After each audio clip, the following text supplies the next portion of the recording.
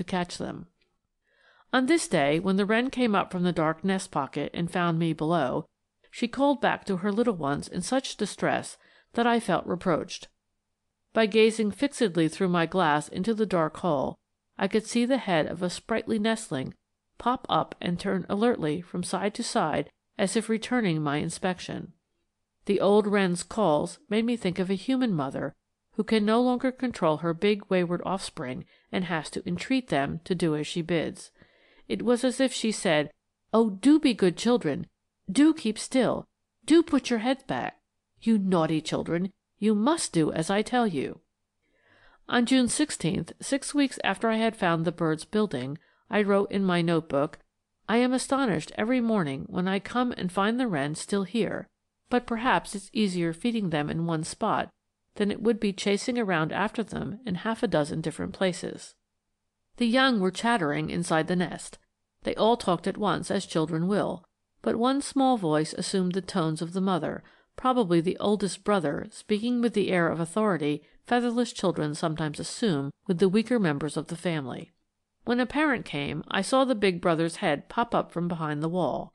The nest was in a pocket below, and by the time the old bird got there with food, the big throat blocked the way for the little ones down behind.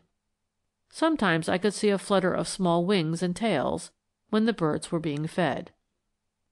As nothing happened, I went off to watch another nest, but in an hour was back to make sure of seeing the small wrens when they left the nest. A loud, continuous scolding met me on approaching, and one of the old wrens, with a bill full of insects, flew, not up to the nest, but down in among the weeds. In less than an hour that whole brood of wrens had flown, and were 3 or 4 rods away in the high weeds, safe. I was taken aback. They had stolen a march on me.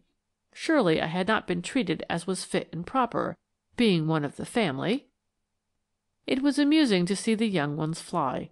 They whirled away on their wings as if they had been flitting around in the big world always, but their stubby tails sadly interfered with their progress, and they came to earth before they meant. Weak cries came from the young hidden in the weeds. They could fly, but it was different from being safe inside a tree trunk. I hardly recognized their weak, appealing voices after the stentorian tones that had issued from the old nest. The weeds were a most admirable cover, and the dead stalks sticking up through them served as sentry posts, from which the old birds scolded me when I followed too close on their heels. The youngsters sometimes appeared on the stalks, and looked very pert on their long legs with their short tails cocked over their backs. In the afternoon I went again to see the little family to which I had become so much attached, and which were now slipping away from me.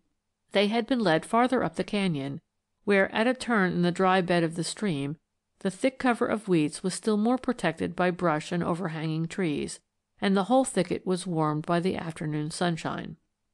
The old birds were busily flying back and forth, feeding their invisible young. They scolded me as they flew past, but kept right on with their work.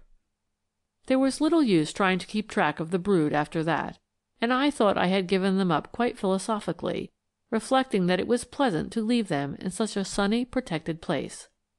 Still, day after day in riding along the line of sycamores on my way to other nests, it gave me a pang of loneliness to pass the old deserted wren tree where I had spent so many happy hours, and though the sycamores were silent, I could always hear and see the little lover singing to his pretty mate.